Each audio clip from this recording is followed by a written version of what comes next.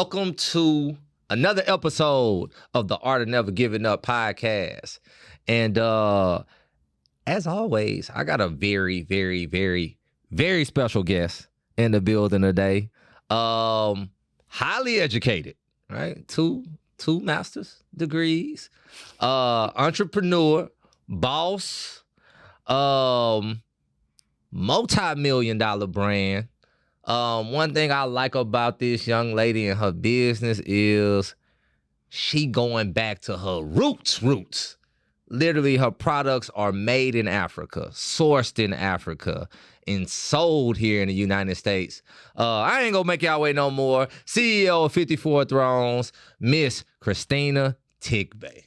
Hey, thank you, Warren. What an introduction. What? It's just you. It's just you. How you doing? I'm doing amazing. I'm happy to be here. Like to do a podcast in Houston, in my hometown. What? I'm so excited. So you was one of the first people I reached out to when I started shooting my podcast because I feel like your story is dope. The brand is dope. Thank you. You're dope. Thank you. So tell everybody who don't know, what is 54 Thrones? So 54 Thrones is a brand that I started in 2016. Wow. 8 years ago. Wow. To honor my African heritage. So I started in 2016. I quit my corporate job and I didn't know what I was going to do next, but I knew I had to do something. I had to bet on myself somehow. And so I cashed out my retirement, cashed out my 401k, and I bought a flight to Nigeria where my family is from. And I traveled for about a year and I met women, a lot of women and men who were making like by hand shea butter and argan oil. And I thought that was so interesting. And so I said I wanted to start a brand with the people that I had met to honor Africa's 54 countries. And that's how 54 Thrones was born. So it's a beauty brand that is sold across the U.S. and Sephora, Nordstrom, Credo. And now I'm here today with you. Man, so 2016 seems like yesterday. It does, even though it's a long 8 years. And so you start this journey out with wanting to honor your roots. Number one, I think the dopeness of the name and the symbolism behind 54 Thrones is fire, like the 54 countries of Africa, right? 54 Thrones, that's so fire to me. So you start in 2016, right, with an idea. Then we fast forward to today. You're in Sephora all across the United States. Own direct-to-consumer brand, right? I'm pretty sure people checking out the site all the time. Oprah's favorite list. You were a participant on Shark Tank, and they went crazy. They went crazy for the 54 Thrones, even though one of them cats didn't understand. Hey, bro, you don't need that much. Exactly. You don't need that much. Hey, bro, some butter, brother. You don't need that much. You don't need that much. But tell us, how do you get from starting out with an idea, wanting to touch the diaspora, being inspired by your roots, to 8 years later? Like, take us to step one. How do you get to Shark Tank? Let's talk about that first. How do you get to Shark Tank? So, like many people, I always watched Shark Tank, and I always knew that I could be on there. Right. Like, I can do this. And I simply applied. I saw like the casting for Shark Tank and it had an application. I did the application. I know some people are sometimes contacted by producers. I wasn't. I did the application and they contacted me. Wow. And a lot of meetings and interviews after, I was able to shoot Shark Tank. Boom. You on there, they go crazy. It don't work out right.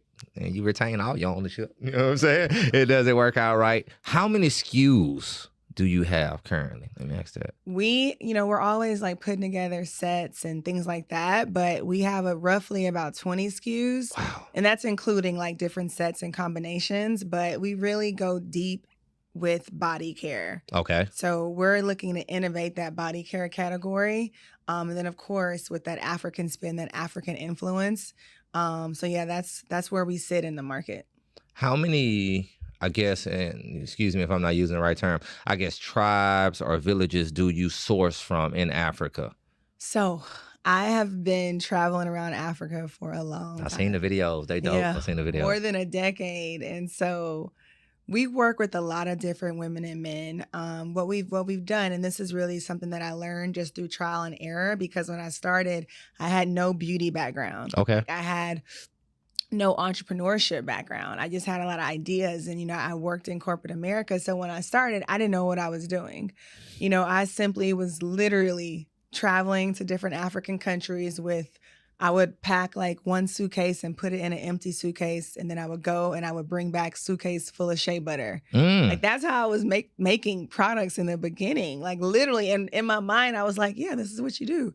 So I was so naive to the process of like supply chain and all of this. And so I was literally like traveling around to different countries and doing it that way, which is not sustainable. And it's not scalable at all. And so what we do now is that we've identified key suppliers on the continent that we can get multiple things from. Gotcha. And so that makes it easier for our supply chain. It makes it easier for our manufacturer, because we get a lot of different ingredients from the continent. Some of our products are made on the continent, like our bar soaps. Right.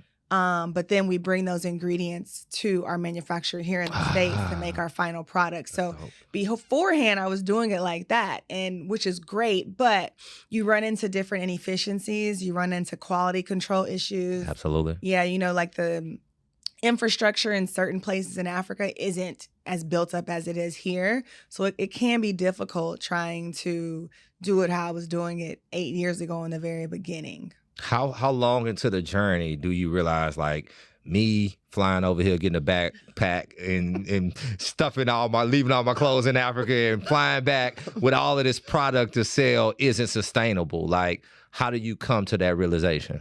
Well, a couple of things. So, first of all, when you're trying to like build something that's going to be able to grow, you have to like identify economies of scale. Like, what can you do to where incrementally it gets easier and not harder? Right. So me making stuff in my kitchen, the more I make, the harder it was going to get. But, finding a manufacturer to do that for me, it would get easier, and eventually it would get cheaper. So about 4 years in is when we decided to get a manufacturer. Okay, that was 4 years in, and that is around COVID. Yeah, that's 2020, right? That's COVID. That's 2020. So towards the end of 2020 is when we finally got into a manufacturer where they began making our products, and we were no longer making them like at home. I love the journey of like running up against your head against the wall, figuring out this is not sustainable. I don't have an entrepreneurial background. I gotta realize if I keep going like this, it's getting harder for me. Since you don't have that entrepreneur background and you're coming from corporate America, what were some of the biggest adaptations you had to make being your own boss and kind of controlling this whole thing that you're running? Well, I think the good thing is that like personally is I was always a very like stubborn, want to try it my way kind of person. As a child, my dad, like I was a very mischievous like kid, and I always thought that like I could do something better. So I had a wild belief in myself, and that's really from my parents, and it ended up to be good because I was so naive and to think that I could do something that I did. And I think a lot of times people are like their biggest enemy because they don't think they can do it. And when you look at like all the brands that you love, a lot of them were just started by one person that didn't stop. And we don't realize that because it looks so finished and just perfect. But in the beginning, it didn't look like that. So I was happy to be free from a job. Like I've quit every job I've ever had in my life. So I kind of like knew that was gonna happen. Was not sustainable. Yeah, for I you. I knew that wasn't sustainable. And I looked at my life at that point in time. I was like, okay, Christina, you're educated, you've worked for other people. And I was like, okay, if I quit my job, I can cash out my 401k. That could probably last me for this long. I was, doing it like that in my mind. And I was like, it was gonna hurt me more if I never bet on myself. Because I felt that. Yeah, like I knew that it was like life or death for me. I knew that I physically could not continue just to work and never try something because I felt like I would look at myself at like 60 years old and be like, you never tried. And look at that. Oh my God, I love that. So as so many people, right? You're like the seventh person I've interviewed. And you said one thing that every single person that has sat in that chair said and was like, my belief in me was unbelievable. Like I was big enough to dream, right? Tell us, because a lot of people can relate to that, maybe having the mindset of like, I feel like I'm bigger than something. I feel like I'm meant for more. Tell us how, when you decided to quit your job, your good job in our community, right? Your good job after these good degrees, right? How supportive your family was, because they knew that you would become an international mogul and, bring in things from Africa and source them. They tell us how they knew 8 years later you'd be a multi-million-dollar business, just got a big award from the 15% player. Tell them how they seen it with you. Tell them how your vision was a conference call. Let us know. So I'm the kind of person that my family will tell you this. Like, I will ask their advice. Like, hey, what do y'all think about this? And they're like, Christina, it doesn't matter. You're going to do what you want to do. It doesn't matter if you ask us. Like, so they're sick of me. Like, whenever I ask the smallest things, they're like, you're going to do whatever, and I'll ask them for advice. And if it's differing from my opinion, they'll be like, and I'll be like, why do you think that? Like, it's like, why did you ask me for advice if you're just going to make us believe what you believe? So when I quit my job, if my parents were here, they probably would tell you I was the child that they did not have to worry that much about. Wow. So I feel like they always kind of felt like Christina will sort herself out. So I was just like, hey, y'all, I'm quitting my job. I'm about to learn more about my culture. I'm going to Nigeria. I'm booking a flight. My dad he loved it because, we grew up in the suburbs. I was born in Houston, but I grew up in the suburbs of Austin. Okay. So it was like this really like beautiful moment for him being more interested in my Nigerian heritage and wanting to go and learn and meet my family and all these things. So awesome. They were excited. And I just kind of thought, I was like, okay, I'm not going to starve because I can move in with my mom. I have a roof over my head. Like, I looked at it like that and I'm like, okay, I should quit because I'm going to be fine. And so they were like, okay, Christina. So no one was really like worried. I felt like they really were like, she will sort herself out. And I also was like, okay, I have experience. If I have to go back to work, I can get a job. So it's not, to me, it wasn't like, it was a big deal because I knew in my mind that I did not want to go back. But I don't think anyone in my family was concerned about it. I had some friends that were concerned. Like, I had some friends that were like, what are you doing? Because I was like, I'm going to make these products, shea butter. And I have a friend, he actually lives in Houston. He was like, say his name. Say his name. Say his name. Say his name, Hadel. Say his name. Believer. You got to be a believer. No, let him know. No, because he told you wasn't going to do it. Say his name. This is for you. No. I'm playing. He was like concerned, like, Christina, are you sure? He was like, one day he was like, Christina, are you sure that's what you want? You're going to do this?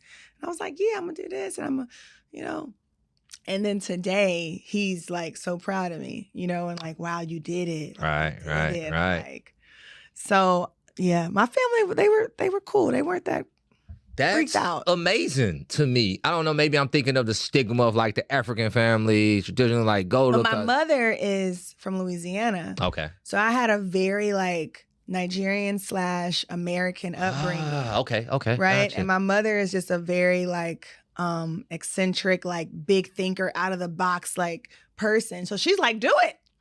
I was like a little girl and I would have these ideas and I would be like, Mom, I remember I was like, I think Oprah should do, I have a show idea for her. And I was like 8 and she's like, write her a letter. I like your mama. And so I would be like a little kid, like, yeah. And in my mind, like, yeah, I'm writing Oprah. Like, I had an idea. And so I would write her letters. And one time Oprah wrote me back. Wow. I never forget. She wrote me back. It was a postcard and she signed it. So that's the kind of kid I was. And I had these parents that supported and encouraged me so they made me think I could do anything. Because when you're a child, you don't know shame yet. Right. You don't really know like the limits to yourself yet. So if you have kids, like, if you can program them to think that they can do anything, they will grow up thinking they can do anything. Right. So that's what my parents did for me. Like, and my siblings, they encouraged us so much. And so I really thought that I could do it. Like, yeah. And then like when things like Oprah writing me back, I'm like, of course. Yeah. Of course she would have wrote me back. Took a little longer than I would have hoped, but she wrote me back, right? Yeah. No, I think that's dope, and that that explains the mindset now, Yeah. right? Like, no, see, like, girl, my baby been writing Oprah. She made Oprah's best list, yeah, but Oprah wrote them when she was 8, right? Like, your mama, like, Oprah, she been knowing my baby for a long time. Oh, that is amazing. How do I pronounce your middle name? Olufumike. So, and your Instagram handle is Funke_Tegbe. So, right. My middle name, which is like a nickname of Olufumike, a shorter version, and my last name. So when I met you, now keep in mind, I just know your first name. I just know Christina, right? And I know you got the dope brand when we met up at the dinner or whatever, right? So then I follow you on the ground, right? And I see your Instagram handle. And I thought it was the dopest handle ever until I heard you say your real name. And it's like, oh, that's not what I thought it was at all. I'm happy I never called you the Instagram. I thought it was Funky T. I was like, I had already got your last name being Teague. And then your middle name, it looks like Funky. So I was like, oh, and she spelled it with a funky way. All of this in my head, I'm dead wrong. Oh, no lie. All that's in my head, I'm dead wrong. I'm like, embarrassed to tell you these things, but this is the truth. It's a Yoruba. So I'm Yoruba, which is a group of people or tribe in Nigeria. Okay. So that's where my name comes from. And if you're Nigerian, it's a very common, normal name to be Funke. Okay. Very, very common. It's pretty common. But, bad. If you're not, it's like, what is this? That was Christina. I just gave you Christina. I'm sorry. Man, when I heard you say your name for real, I was like, oh, I was embarrassed for me. Like, oh, no, bro, it's not Funky T, Warren. Like, it's hilarious. Oh, that's funny, man. That is. I'm sorry. I'm getting off track. I'm sorry. That was just hilarious to me. So I heard in one of your interviews, you said like one of your aunts used to encourage people to bring shea butter. Yeah. Was this previous to the business? Yeah. So, when I didn't visit Nigeria until 2012. So I was like a full-blown adult. Okay. And when I was a little kid, though, my aunt, which was my father's eldest sister, she was still in Nigeria, and I had never met her yet. And she would find people traveling to the States and be like, can you bring these little bitty like tubs of shea butter to my nieces? And so people would, bring those to our house or mail them to our house, and we would use that. Wow. And I didn't, I'm a kid, so I didn't understand why. I'm like, why does our lotion come from Africa? It didn't make sense. I was like a little, and we just used it. And then as I got older, I realized that was her way of making sure that we grew up with parts of our heritage, because it's such an important, it's a huge staple throughout Africa. But so that's just a good example of how like things started to click for me, and I knew I was on my purpose when I started to think back about my life and these instances, and it all started to make sense that my life was pushing me towards this. Wow. And the self-belief that you would be okay. Yeah. I think that as an entrepreneur, for me, that's one of my biggest beliefs. Like, no matter, I don't care how hard this shit get, I got it. Yeah. Right? Like, yeah. I think, and usually us who are crazy enough to believe it ends up coming true, right? It ends up coming true. So I just really, I think that's so fire in the fact that, like, you're uninspired that. How does it feel now? Because as I look at you here, right, I'm looking at Christina, but I'm thinking of the bigger picture of like your customers from America go through you to go through the Homeline, and like how many communities you're supporting. And I heard, what was the quote I heard you say where you're giving something not aid? What was it? Trade, not aid. Trade, not aid, right? Yeah. Yeah. And that, is a term, I didn't coin that, but it's a term that I realized throughout traveling around Africa.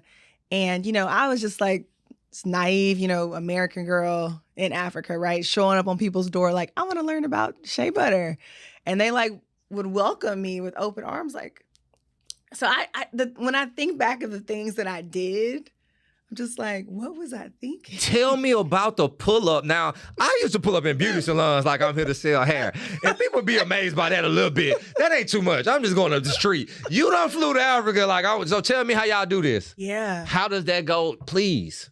I think like when you don't know what's normal and how it works, when you think of like, okay, I'm going to do it like this, you don't have a reference point. Right. So I didn't know how like brands were started. I didn't know. And I was like, well, I want this to be really authentic.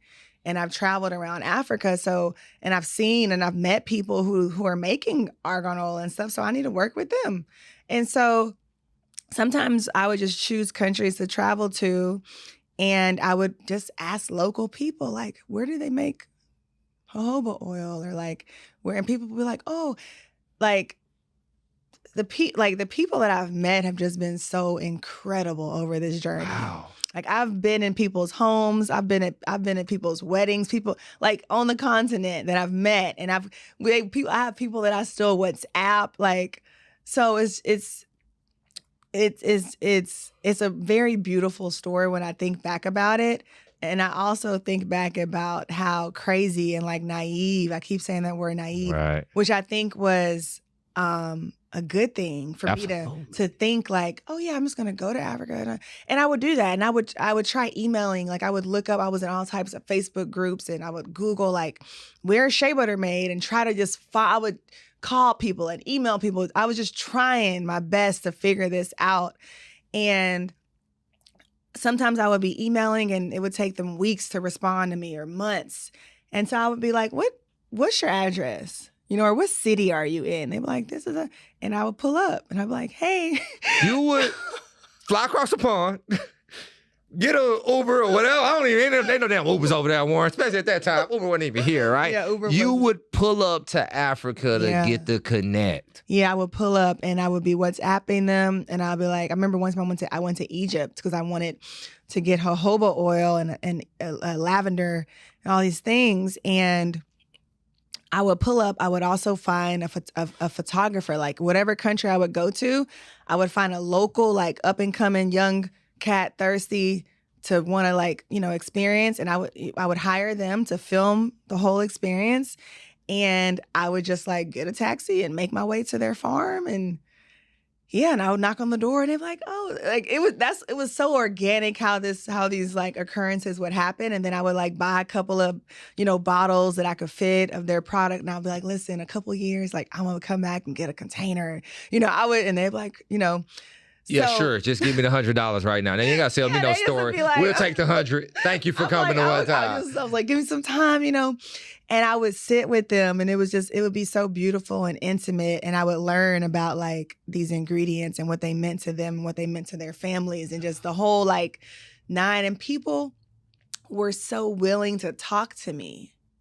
I didn't have like a big brand, and they would be so willing to come and pick me up from all these things. And I would just be like, wow, like the amount of warmth. Are you traveling by yourself? I'm in awe. I'm in awe because it is so beautiful. It is so amazing. It is so entrepreneurial. It's such like a dreamer, right? That you really are living a dream. Who were you bringing with you on these trips? Sometimes I would go by myself, or there was a couple of trips where I took my cousin who lived in Nigeria at the time, and he would come and meet me in Ghana, meet me in Nigeria. Sometimes I would go to Morocco and bring a cousin, but sometimes I would just go by myself.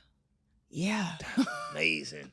I mean, you got some women don't limit yourself. That's what I'm taking away from this right now is don't limit yourself. You literally like, no, I'm gonna start a business, I'm gonna quit my job. And you know what? I'm gonna go to Africa, see how that is. When I get to Africa, I'm gonna meet the connect.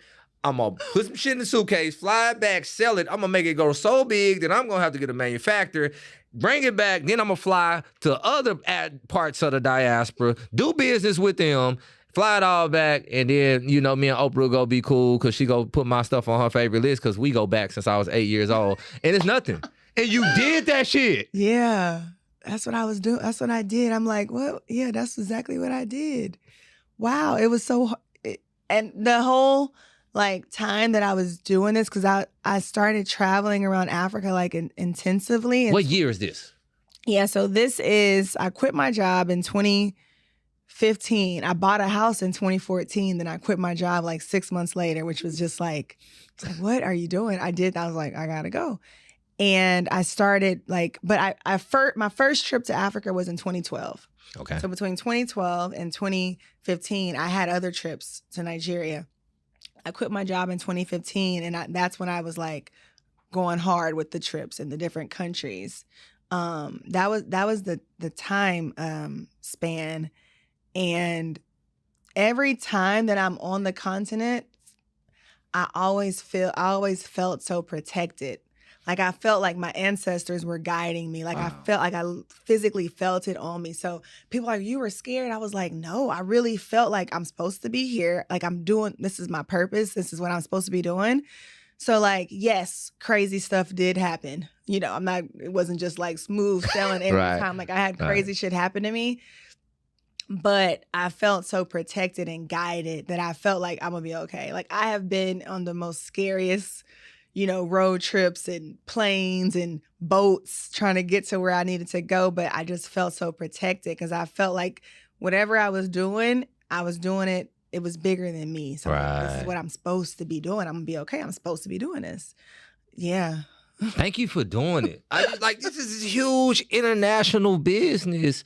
All from your hopes, your dreams, your hard work, your self-belief. Yeah. Right? Like it's very admirable, right? And this is for me too, right? When I started to gain some sex in the hair business, I was like, man, you know what? I want to start doing hair products, and I want to fly to Africa, right? I'm thinking all of this, right? I'm gonna figure this out, right?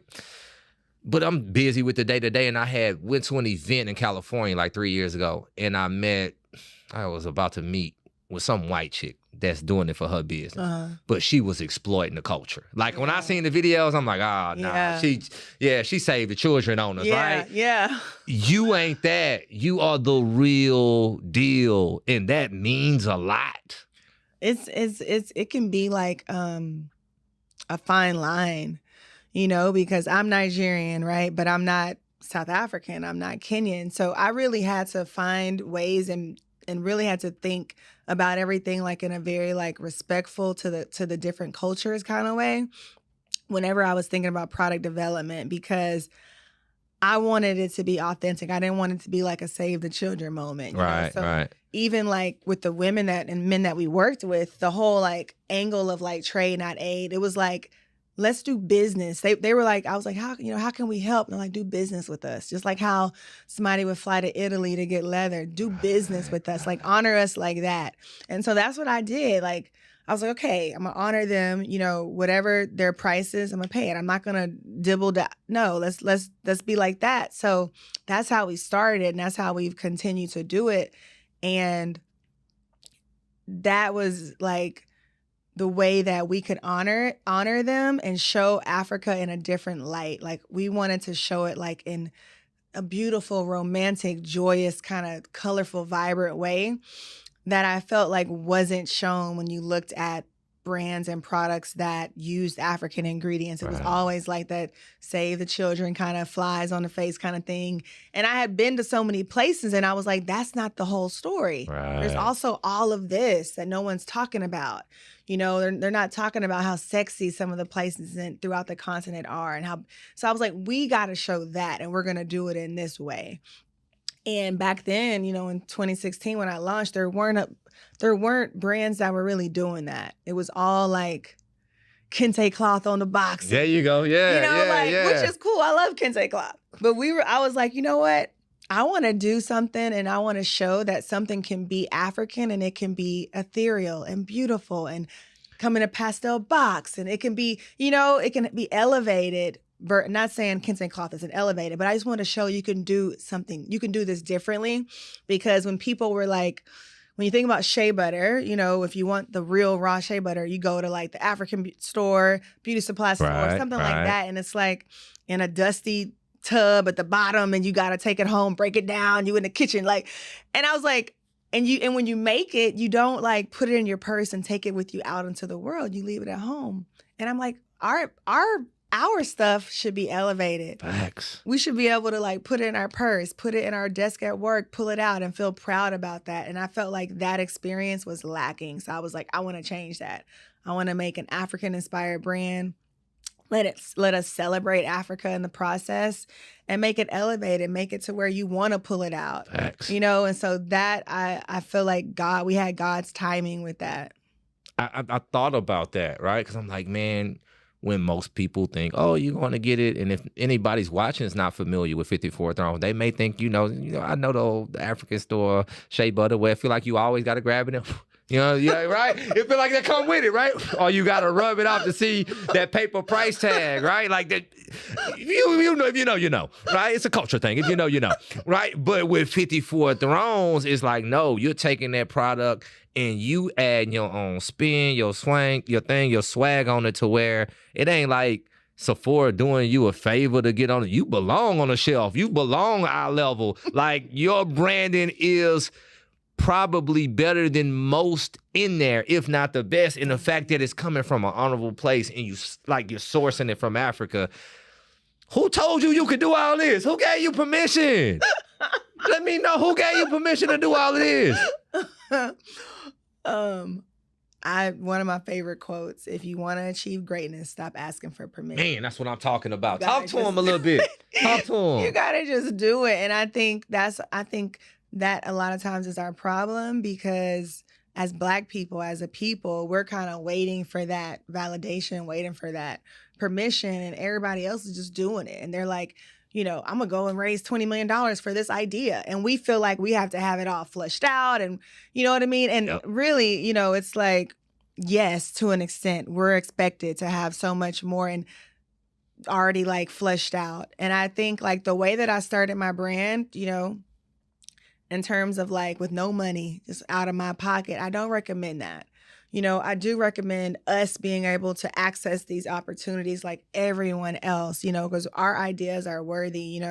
Unfortunately, sometimes we don't have an inheritance. Facts. We don't have an uncle that'll give us $100K to get started. So we're having to do it different ways and climbing through the back door and all this kind of stuff, when it should be where we can have an idea, go pitch it at Y Combinator and get a check just like everybody else. So you have to really stop asking for permission and just do it how you could do it, because that's what the other people are doing. And we don't realize that, because we're thinking, oh, but it's like, no, these people have ideas and they're making it happen. And so I love the fact that like you have like this platform, because I really feel like if we want to have any kind of change, it has to be a wave. It can't just be one of me. Facts. I can't just be the only like African people. Like it needs to be a wave. That's how we have more leverage, is when we're all like moving as a collective in one way. So it's always that collaboration over competition. I feel like yes, it's a competition, but we can all win. I truly believe that. I agree. So tell me about your circle, right? How are you selective with the people who you allow to influence you or surround you? Yeah, I think, that has become, it was always important, but it's more and more important because, being an entrepreneur, you have set amount of time for social, because you're tired and you're wearing so many hats and you're doing so many things and making so many decisions. So I think like having people in your life, and we've all heard this before, but it's important. Having people in your life that are going to feed into you, and of course you feed into them. And it doesn't have to be someone that's also an entrepreneur. Right. Like I may have a friend that I love to be around because she makes me laugh and makes me kind of like step away from the job in itself. So I think just having people around you that are going to feed into you and that you can feed into as well. And for me, I'm the kind of person, because I remember when I started, I had told someone the name of the brand, someone super close to me, and they were like, nah, that ain't it. That ain't going to work. And so I was like, you know what? I just said, okay. I didn't tell no one else. And I said, I'm going to do it and everybody's going to see. Facts. So staying away from the naysayers, staying away from people who like have never been where you're trying to go. Mm-hmm. Like, and you're going to them for advice and feedback, but why? You know what I mean? It's like asking somebody how to fly a plane. They never flew a plane. Why are you asking them? Go find somebody who flew the plane. Go find a pilot, B. Go find a pilot. So, I feel like right now I have a really healthy group of people around me. I'm kind of like a low maintenance friend. Like I don't need to talk to you every day. So the people that I do have around, I really cherish, because it's few, but it's like the people that I have around me are hitters. Right. You know what I mean? So Right. that's okay with me. Facts. Yeah, that's what you need. Yeah. What did Jay-Z line? You know, he said it was a few of us. I told it was a lot of us. I don't know the line, but you don't need a lot of people, basically. Right. You know what I'm saying? Right. Get you some hitters. Get you 2 or 3 hitters. Best piece of advice you've ever received? Ooh.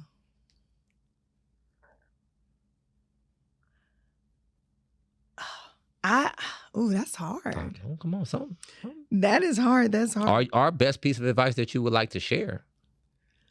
Well, I can just say this. I don't know if this is the best piece of advice that I can share, but it is a good piece of advice that I've realized over the years. I think speaking to people that, want to be an entrepreneur,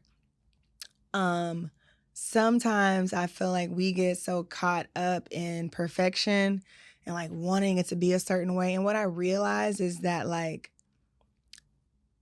no one really cares. And no one really notices. Because I remember like going so hard and like, oh, this is not. And there's some quote where it's like, done is better than perfect. You know what I mean? Like, get it done. Like, put it out there and then you can iterate later. Like, put it out there instead of like waiting. Because if you wait until it's perfect, you waited too long.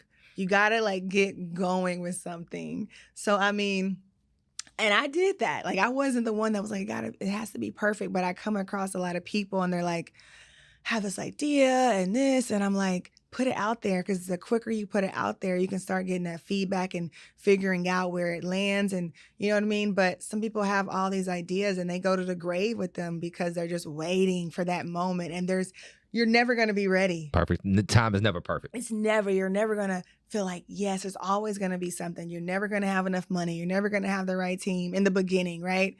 So it's like, just like get off of that, that mindset of like every dot, every T, just put it out there. Like put it out there. So I think like a lot of people get trapped in that kind of like anxious space of like, it's not ready.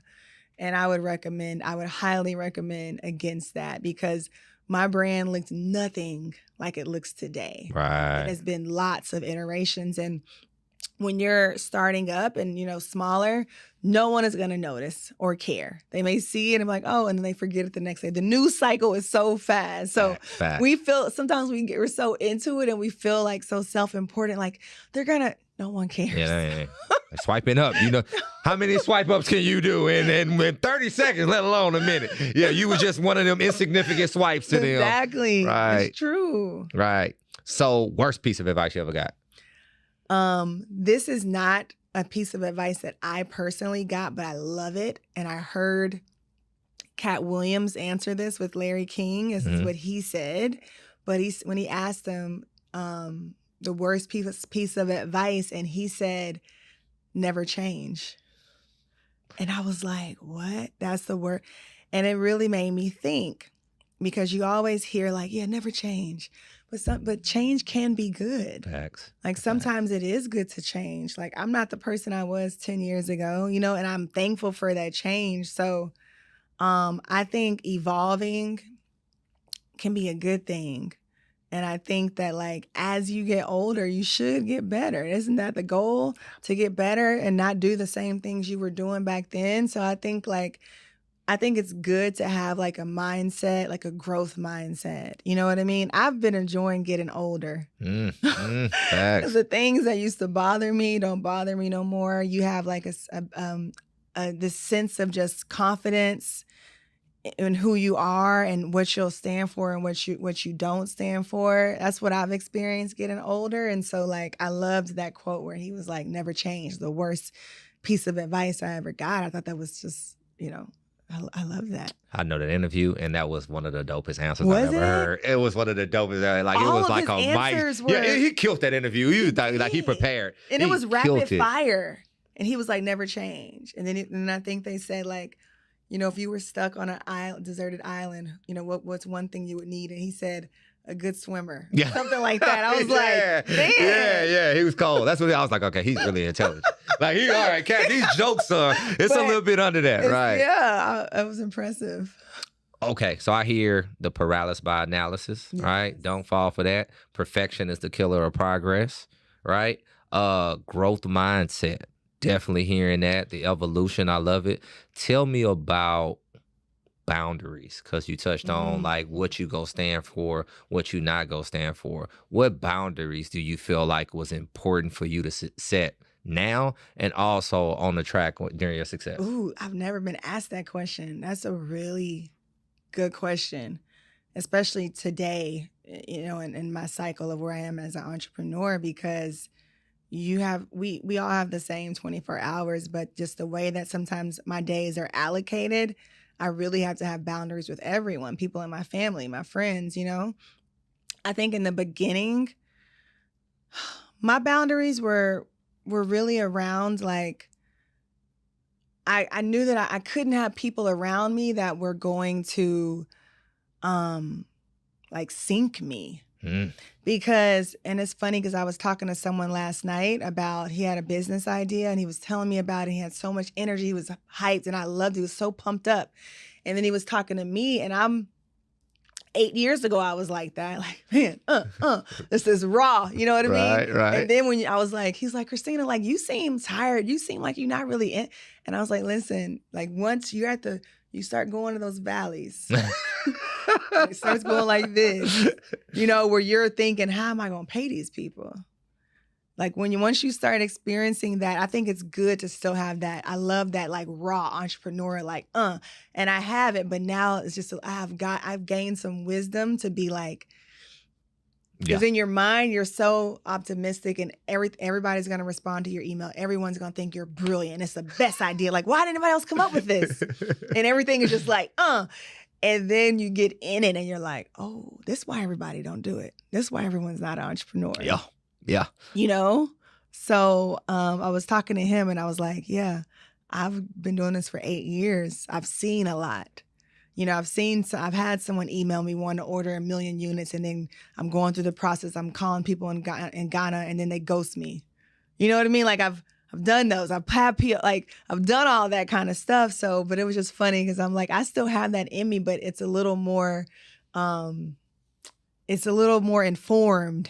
now. It's like, I've got it. But I like that informed optimism. I like that. It's a little bit more of an informed optimism now. Informed. And so starting, I had boundaries. I knew that like what she said, you're a business person, but you're still a creative. Like I'm still a creative. I have a very creative side. And so I couldn't have people around me that were going to like sink that, because I'm sensitive about my stuff. Come on, Erica. Come on, Erica. Call Tyrone. If you ain't bobbing, call Tyrone. Come on, Erica. We're sensitive about that. And so I couldn't have people around me that were going to like bring me down and have me second guessing what I was trying to do, because I knew I read hundreds of books in the beginning, read so many books.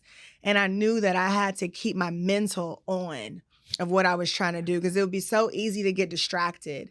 So I like stepped back from like clubbing, and there were friends that I had that I wasn't able to be a good friend to anymore. And I knew that, and it was hard and sad. And today I don't have any regrets, but I made some difficult decisions. I lost friendships. I sacrificed having certain relationships because I had to be like this. And I think like a lot of people see the entrepreneurship and it's beautiful and you're doing this and da-da-da, but they don't understand the sacrifice, and they don't understand that like in order to be extraordinary, you have to do extraordinary stuff. Come on now. So I knew that like I wasn't going to get 8 hours of sleep every night and be I knew I wasn't going to be able to make it to all the birthdays and I knew I wasn't going to be able to do that. And I chose that.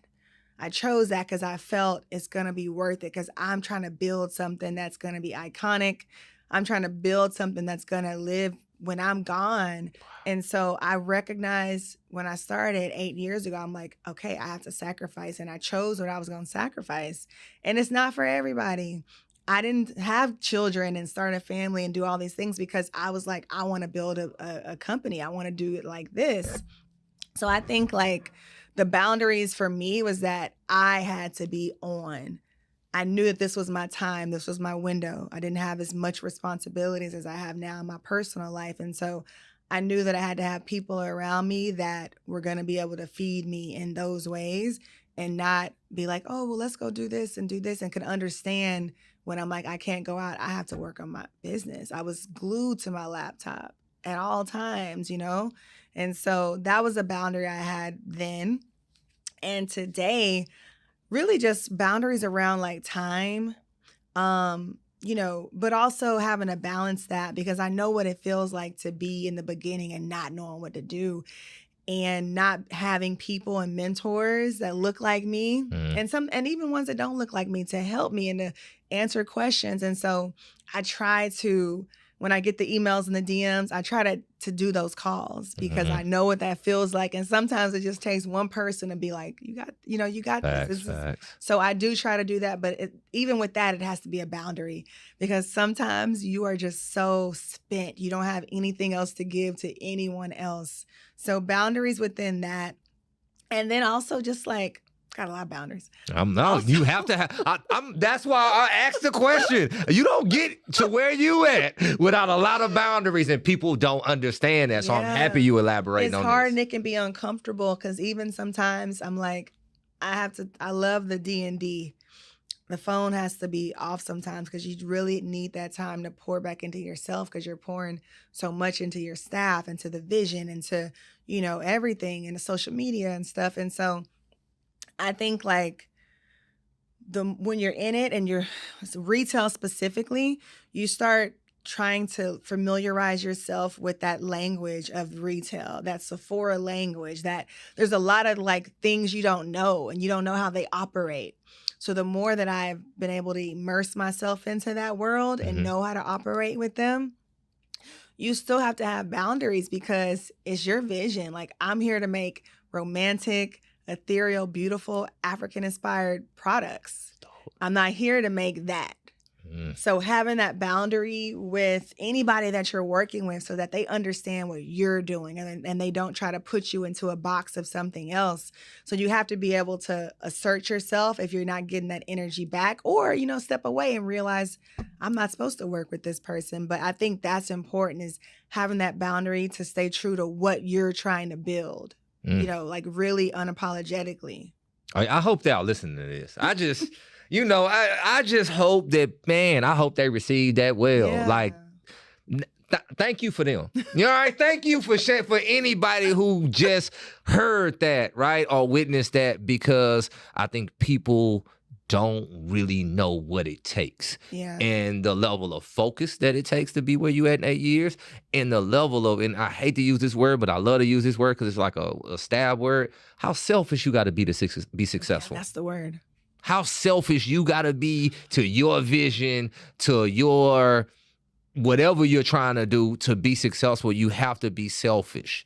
And while you on that journey and you taking those L's and you on those highs and lows, and that's my neck, which leads me to my next question, which is something I hope got better in your journey, because when I'm hearing everything you're hearing, I know it was probably tough earlier on. What is your self-care looking like these days? Ooh, that's a good question. I have some really like basic self-care things that I do that I can do at any moment's time. And of course, like the spas and all that kind of stuff is great. But like sometimes if I start, like the other day I was starting my day and I was in New York all last week and I hadn't really caught up on anything and I just had too much stuff.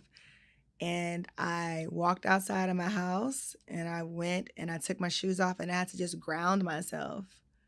So I just walked and had my feet touch the earth. And so again, very basic stuff, but like doing walks for me, that helps, grounding myself, like being outside. All of those things are like pocket self-care things that work for me.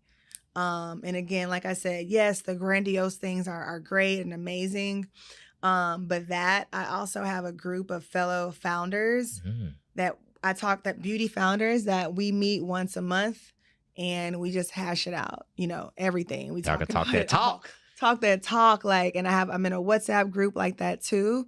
So I think like being around that similar energy reminds you that you're not doing this alone and that it also kind of helps you not to take certain things so personal. Right. Because it's like, oh, it's happening to them too. Like, did y'all Right. get the retailer do this? And like, yeah.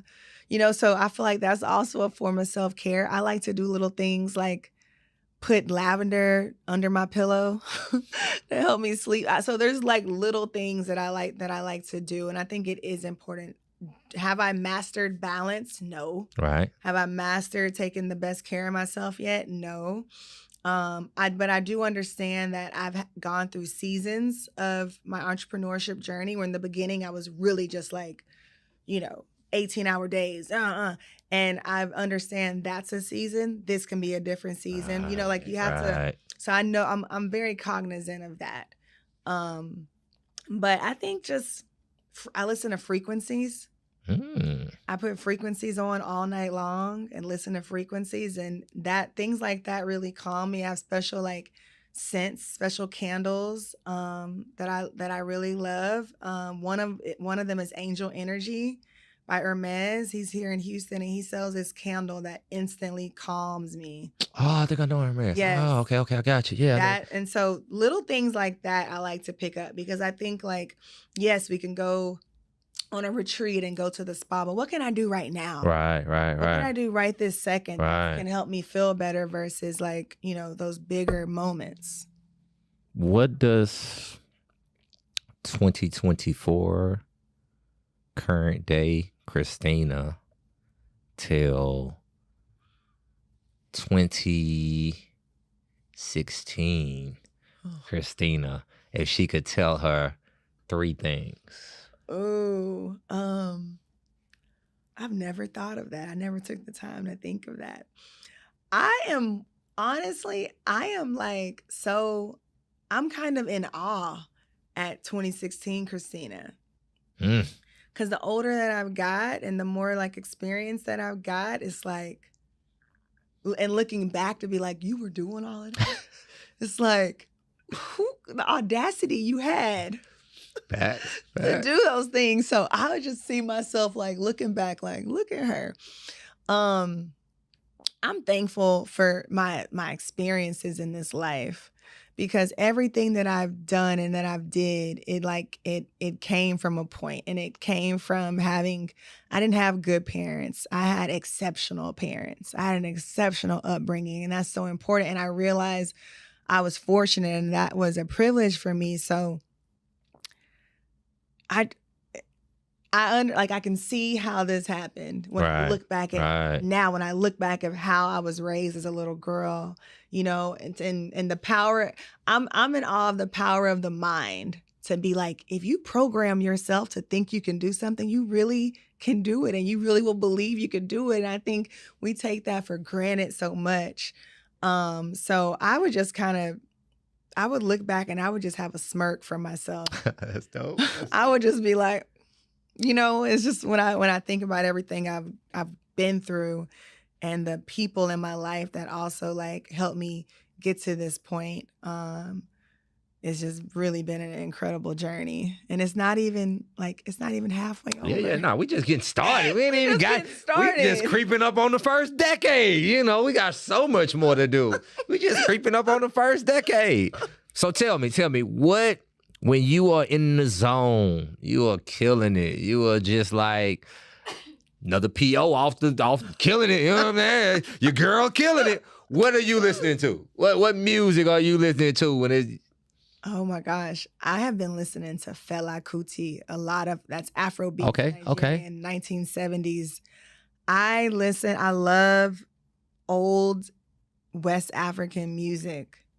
The energy, the drums, the guitar, and I grew up listening to that with my father. So there's another band called the Oriental Brothers that I love, and this is like from way back then. Okay. But I love music like that. I love the real like Afro beats music.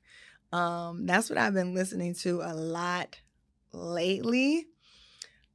Also love 90s R&B. I love live music. I love like going to sit in a small space and seeing someone and listen. That's like the best thing. I love live music.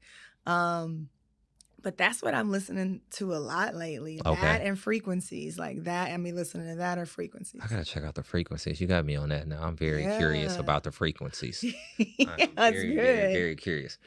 What advice would you give an aspiring entrepreneur right now on the failures and how to deal with them? I would look at I think we as a society, I think we put too much emphasis on failures. We fail every day, and there's businesses that crumble and fail every day. So I think failing is really up to you to how you identify and categorize what failing is. Like, what is failing? Right. You know what I mean? But however you decide to categorize it, it comes with this territory. I think the best thing that I've learned to do was to take my L's. Like, take your L. Ooh. Take your L, and just like how you take your W, like take your L. The other thing that I think is important, or just something that I've taught myself, is that whenever all the good things happen to you, right? You're killing it. You don't ask yourself why is this happening to me? Facts. So you're just man, I worked hard, my team, we're killing it. So when bad things happen to us, we're always why me? But it's you don't ask. So it's that sense of balancing things out and balancing your perspective on things, because we have L's, of course. And as a leader, when it's an L, it's my fault. When it's a W, it's everyone's. Come on. That's real leader talk. Say that one more time for the people in the back. When it's an L, it's my fault. But when it's a W, it's the team did well. Oh my God. And I love it like that. I understand that my team reacts to my energy and whatever frequency I'm on. If I walk in the room and I'm they're going to feel like that. Right. So it's as a leader, you have to kind of you control that, and you need to be cognizant that you control that tempo. And I learned that through this business and through other businesses that I started, that I control that. I have that much power to set the mood and the morale for this group of people. So I think the quicker I learn to just take my L, take your L and keep it moving. I do not sit with the losses. I don't sit with the losses, whether it's an award, whether it's we lost money doing something wrong or made a mistake. I feel the quicker we identify, okay, this is what happened, this is how we can prevent it, this is a teaching moment, let's keep it moving. Because especially when you have a team, because the hardest thing to do is to get people to move in an organized manner to do what you need them to do. Right. And learning the people on my team's working style and their learning style, what motivates them, has helped me become a better leader, because I know this person, she's motivated by this, or this person, when I talk to her, I got to have a little bit of personal time. So how was your weekend? I have to have that. Right, this person wants to get straight to it. Let's get, so learning that, I think, has helped me become a better leader. But definitely take your L and keep it moving. Take your L, situational leadership. Look, thank you for this conversation. Man, you dropped so many bars, and it's not no social media ass copy point bars. You gotta live this shit bars. You know what I'm saying? I done just came out the fire, still got a little soot on me. Let me tell you about what's back there, bars. And I don't know if people know that, but it's for somebody who's still smoking too. Look, man, I wish I would have heard this about 10 years ago. If you didn't take nothing away from this interview, I don't know what's the name of the ear doctor, but go get your ears cleaned. Thank you so much, Christina, for joining me today. Thank you for dropping these bars. You done lit me up. I thought my energy drink was gonna working. It was you talking that shit. I'm telling you, I'm on fire right now. That is the end. Thank y'all for watching the Art of Never Giving Up podcast with Christina Tegbe. Hey. Not Funky T.